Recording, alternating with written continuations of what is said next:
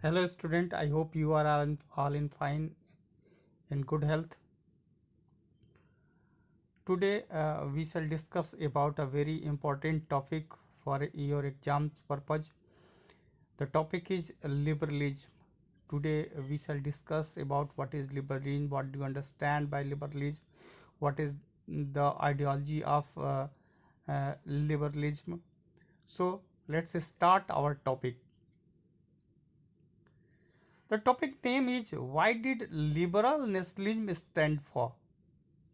सबसे पहले हम इसको जोड़ेंगे, ऐड करेंगे अपने पुराने लेक्चर से कि ये लेक्चर पिछले लेक्चर से किस तरह इंक्लूड है। तो सबसे पहले हमने इस में पढ़ा the making of nationalism in Europe, यानी यूरोप में नेशनलिज्म बन कैसे रहा था। तो सबसे पहले हमने कहा कि नेशनलिज्म यूरोप में बनेगा कैसा, उसका कोई मैटर ही नहीं था, क्योंकि अलग अलग जो है अलग अलग लैंग्वेज बोलने वाले लोग थे, अलग अलग अलग अलग राजा थे, कैंटेन डच में बटा हुआ था और इन लोगों के बीच कोई एक एक कल्चर नहीं था, एक लैंग्वेज नहीं था, और इसलिए कोई ऐसी चीज़ नहीं थी जो इनको एक साथ जोड़ के रखती।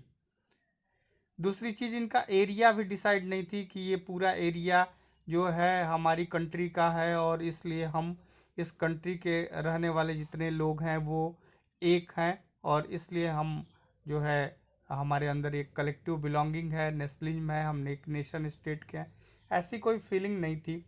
फिर अगर हमने दूसरा जो अभी प्रीवियस लेक्चर पढ़ा उसमें भी हमने बात की the aristocracy and new middle class. यहाँ थोड़ा थोड़ा चेंज हुआ।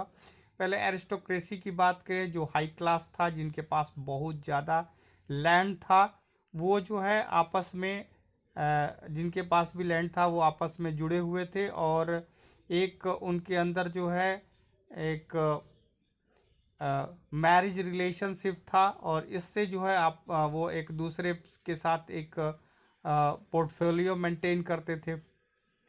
जो ज़्यादा पॉपुलेशन थी वो थी वहाँ पर फार्मर्स की, किसान की, जो थे उनकी, और ये फार्मर्स कम ये फार्म लेबर थे, जो इनकी ज़मीन पे जो हाई क्लास जो एरिस्टोक्रेट लोग थे उनके खेतों पर गांव में काम करते थे। इसमें कुछ सर्फ थे जो इसको भूदास बोलते हैं। भूदास में एक बार फिर समझाना चाहूँगा, भूदास का मतलब वो होता है कि वो लोग जो क्या हो गया, जिनको इन लोगों ने खरीदी लिया, जो इनके नौकर हो गए, या किसी कारण से इन्होंने जो है उनसे कभी कर्जा लिया, या इनके पूर्वजों ने इनसे कभी डेप्थ में फंस गए, और अब फंसने के बाद उसको भर ही नहीं पाए, और इसलिए इनके जो इन्होंने अपने आप को इनको हवाले ही कर दिया और ये इनके नौकर हो गए। अब ये इनको पेमेंट नहीं देंगे, ये इनकी ज़मीन पे काम करेंगे, ये इनको खाना देंगे, मन करेगा तो देंगे, मन करेगा तो कपड़ा देंगे, और इसी तरह इनका जीवन बीत जाएगा। तो इसको हम सर्फडम सिस्टम कहते हैं। अ, अगर हम बाद में बात करें तो नेपोलियन ने इसको ख़त्म भी किया था।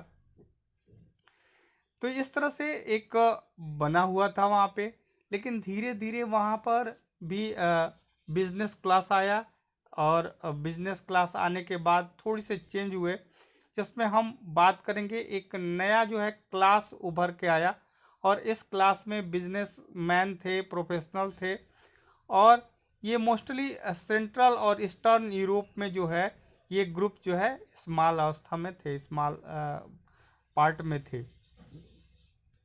इसमें सबसे बड़ी बात जिसको हम वो करेंगे वो थे, जैसे हमने अभी आपको दिख रहा है, इट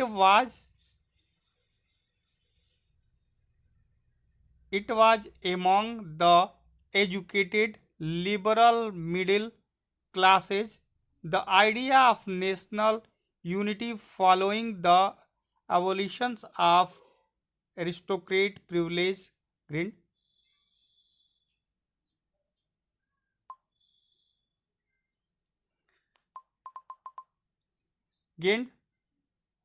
पॉपुलरिटी। तो यहाँ पर क्या था, एक मिडिल क्लास था जो एक नई आइडियोलॉजी को फॉलो करते थे जिसको लिबरल कहा जाता था, और ये जो है एक नेशन यूनिटी की बात करते थे और ये एबोलिशन यानी ख़त्म करना चाहते थे। जो हाई क्लास को जो स्पेशल प्रिविलेज गवर्नमेंट की तरफ से मिले हुए थे उनको ये ख़त्म करना चाहते थे। मोस्टली इसमें से वही लोग थे जो मिडिल क्लास में आए, जो बिजनेस क्लास में आ गए थे, जो थोड़ा समझदार हो गए थे, जो पढ़ लिख गए थे।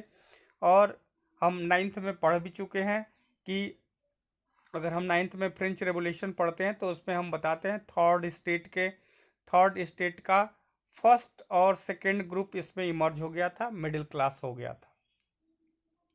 आज हम जो डिस्कस करेंगे टॉपिक वो है लिबरलिज्म। लिबरलिज्म कई बार पूछता है, कभी 1 नंबर में पूछेगा, 3 मार्क्स में भी क्वेश्चन पूछते हैं, कई बार 5 मार्क्स में भी क्वेश्चंस आते हैं। तो सबसे पहले हम लिबरलिज्म को समझेंगे, बुक पे ध्यान देंगे। द टर्म लिखा है, the term liberalism, the term liberalism derived from the Latin root liber meaning free. सीधा सा यही देखने वाली बात है कि जो टर्म है लिबरलिज्म वह क्या है, एक लैटिन शब्द से बना हुआ है जिसका नाम है लिबर और इसका मतलब होता है free. Note down.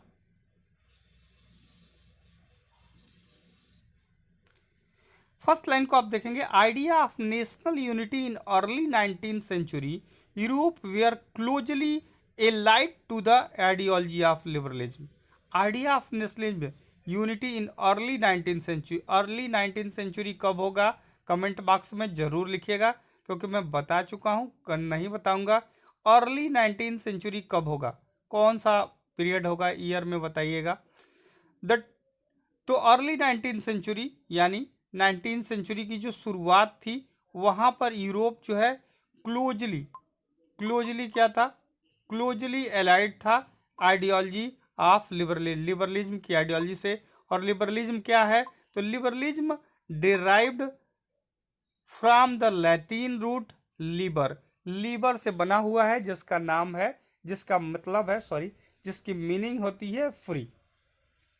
For the new middle class liberalism stood for, देखिए, for the new middle class liberalism stood for freedom for individual and equality before the law. इसको पॉइंट वाइज लिख लीजिएगा।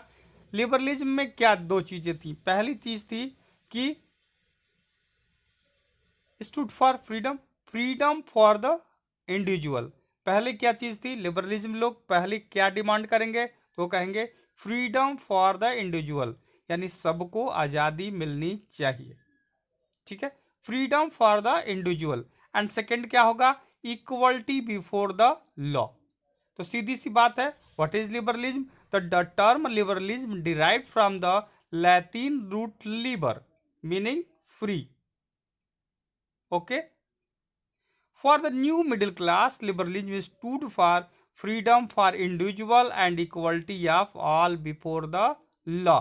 इसके दो पॉइंट कौन कौन से हैं, जो इनका ऑब्जेक्ट है वो क्या है, पहला कि फ्रीडम फॉर द इंडिविजुअल और दूसरा क्या है, equality before the law, equality of all before the law, यानी सबको कानून के सामने जो है क्या मिलनी चाहिए, इक्वलिटी मिलनी चाहिए। कानून के सामने की बात कर रहा है, लॉ के सामने। कोई भी चीज़ अगर लॉ में रहती है तो उसको जो है पालन किया जाता है, अगर ऐसे मुंह से ही कह दिया जाए तो वो थॉट हो जाते हैं, जनरली कोई माने ना माने कोई फर्क नहीं पड़ता। लेकिन अगर लॉ के सामने अगर किसी चीज़ को रख दिया गया कि लॉ ही बना दिया कि ये इक्वलिटी होगी, तो फिर जो है लोगों को मानना ही पड़ता है, ठीक है। आगे आते हैं, द सिंस द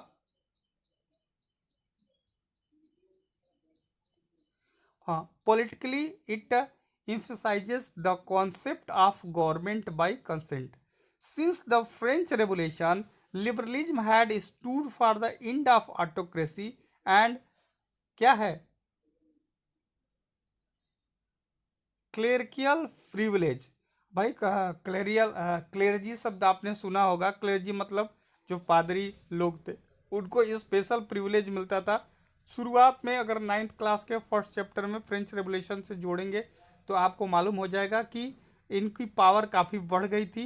तो इनको दो चीज़ों को वो कहते थे, एक तो एटोक्रेसी यानी जो हाई क्लास थे, जो नोबेल्टी क्लास थे उनको, और जो प्रिविलेज था जो क्लेर्जी क्लास को जो प्रिविलेज मिलता था, दोनों को ख़त्म करना चाहिए। A constitution and representative government through parliament, और कॉन्स्टिट्यूशन बनना चाहिए और एक गवर्नमेंट बनना चाहिए जो पार्लियामेंट के थ्रू बने। 19th century liberal also states the inviolability of private property. 19th century में लिबरल जो है आल्सो ये इस बात को भी वो करते थे, फोर्स करते थे कि सबकी अपनी प्राइवेट प्रॉपर्टी होनी चाहिए। तो ये पूरा लिबरलिज्म का कॉन्सेप्ट हो गया। अब एक एक चीज़ को चलेंगे कि भाई इकोनॉमिकली इकोनॉमिक सेक्टर में लिबरल किसको मानते थे, और पॉलिटिकल फील्ड में जो है लिबरल किस चीज़ पर ज़्यादा क्या करते थे, फोकस करते थे। सॉरी, थोड़ा सा हम इस पे चलते हैं।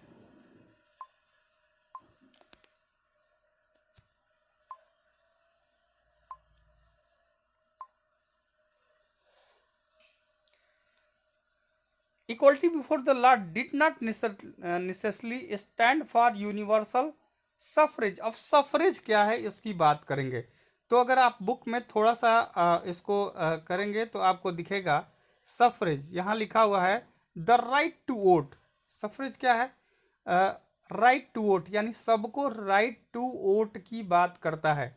यहाँ पे सीधे बात करेंगे, at equality before the law did not necessarily stand for universal suffrage. लेकिन यहाँ पर इक्वलिटी बिफोर लॉ तो था, लेकिन सबको ये लोग जो है वोट का राइट नहीं देना चाहते थे। ठीक है,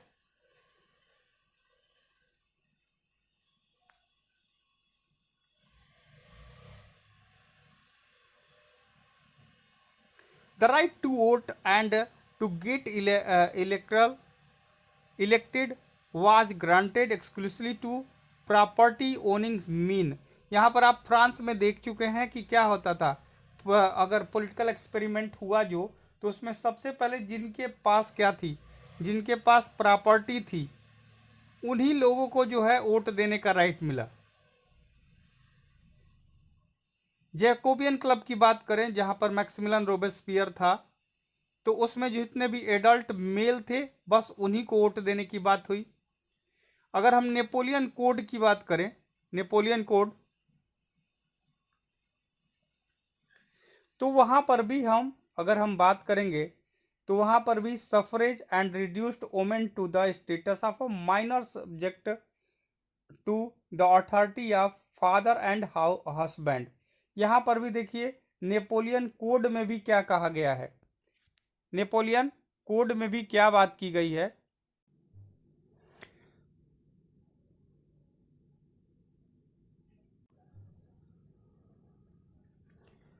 तो नेपोलियन कोड में भी अगर हम बात करें तो नेपोलियन कोड में भी जो है लिमिटेड सफरेज किया गया।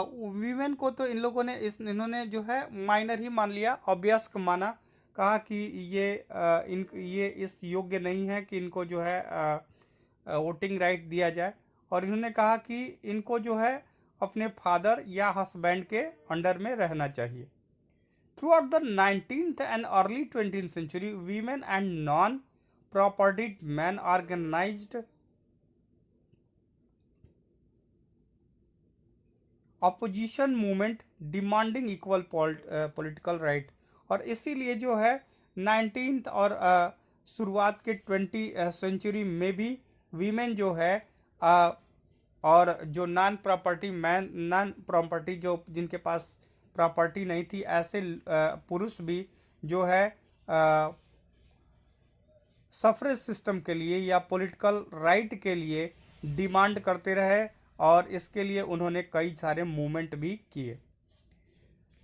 तो ये पॉलिटिकली जो है लिबरलिज्म की बात करते हैं, और उसमें हम बात करते हैं कि लिबरल लोग जो है क्या चाहते थे पॉलिटिकल फील्ड में। तो सीधी सी बात है कि लिबरल जो पर्सन्स थे वो पॉलिटिकल फील्ड में इक्वलिटी की बात तो करते थे, बट सबको जो है वोटिंग राइट की बात नहीं करते थे। अगला अगर हम बात करें तो इकोनॉमिक फील्ड में, तो इकोनॉमिक फील्ड में liberalism stood for the freedom of market and abolitions of state imposed restriction on the movement of goods and capital. सीधी सी बात करेंगे कि यहाँ पर जो है क्या है, यहाँ पर लिबरलिज्म जो है फ्रीडम ऑफ मार्केट की बात करते हैं कि मार्केट फ्री होना चाहिए, कोई रिस्ट्रिक्शन नहीं होना चाहिए। जैसे गिल्ड के रिस्ट्रिक्शन होते थे पहले कि वो लोग किसी नए पर्सन्स को एंट्री नहीं करने देते थे, तो फ्रीडम ऑफ मार्केट होनी चाहिए। दूसरा वो कहते थे कि जो स्टेट का रिस्ट्रिक्शन होता है कि एक स्टेट से दूसरे स्टेट में हम ट्रेड नहीं कर सकते, ऐसे रिस्ट्रिक्शन नहीं होने चाहिए। जिसको जहाँ भी अपने गुड्स को बेचना चाहिए, सामान को बेचना चाहता है, या जहाँ पर भी अपनी पूंजी लगा के अपना जो है ट्रेड या व्यापार करना चाहता है, उसको उसकी आज़ादी मिलनी चाहिए। During the 19th century this was a strong demand of the emerging middle classes. और 19th सेंचुरी के दौरान यहाँ पर तो इस स्ट्रॉन्ग डिमांड होने लगी। अगर हम जर्मन स्पीकिंग रीजन की बात करें तो first of the 19th century में बहुत ज़्यादा इस पर जो है बल दिया गया। नेपोलियन जो था उसने नेपोलियन जो एडमिनिस्ट्रेशन था उसमें उसने बहुत सारे इस पर वर्क किए। और उसी की बात करते हैं तो नेक्स्ट पेज पे चलते हैं। तो हम नेपोलियन के उसमें चलते हैं एडमिनिस्ट्रेशन में। तो उसने जर्मन लैंग्वेज बोलने वाले उसने क्या किया कि 39 स्टेट का एक क्या बना दिया, एक कन्फेडरेशन बना दिया था।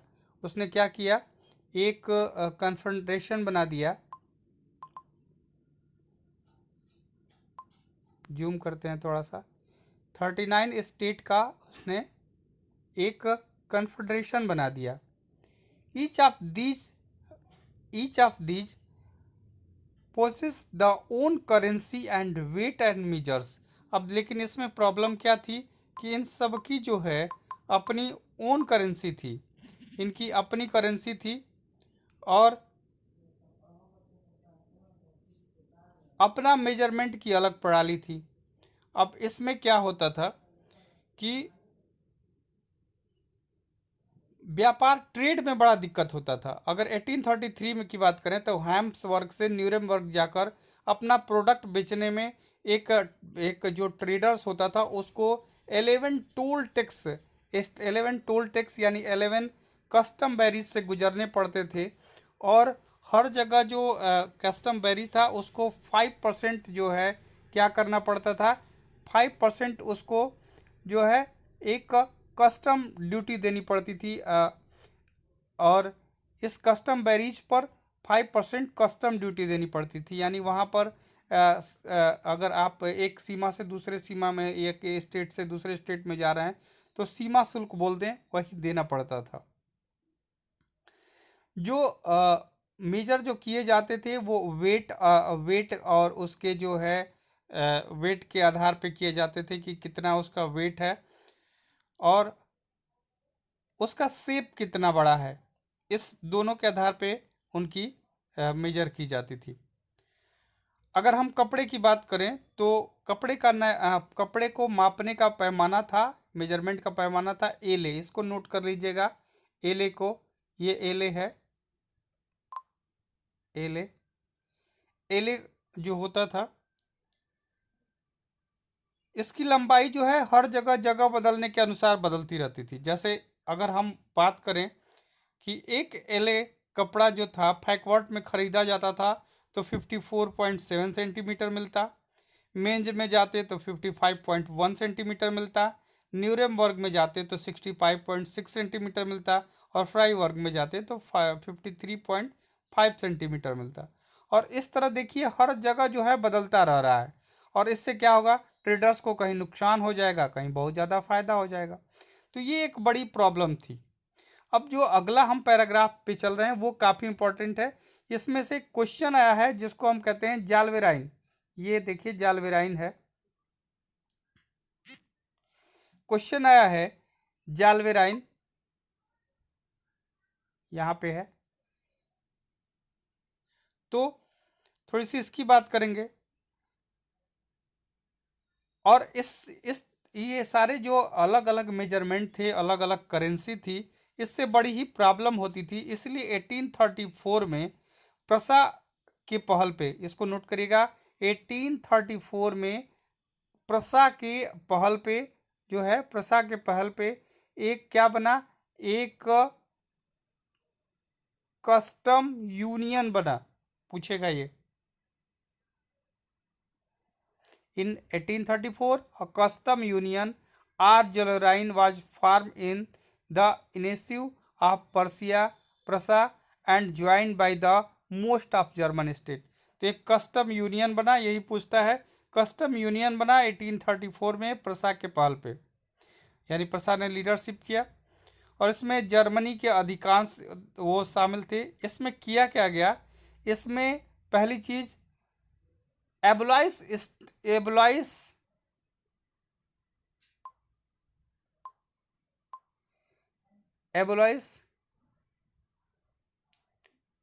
Tariff बैरिज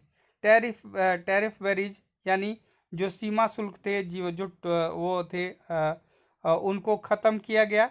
and number of currency को क्या कर दिया गया, ओवर 30 to 2, 30 से 2 कर दिया गया, यानी 30 से 2 कर दिया गया, करेंसी को कम कर दिया गया। इससे क्या होता है, करेंसी कम रहेगी तो लोगों को आसानी रहेगी, हर जगह एक ही करेंसी है तो उसको बार बार बदलना नहीं पड़ेगा।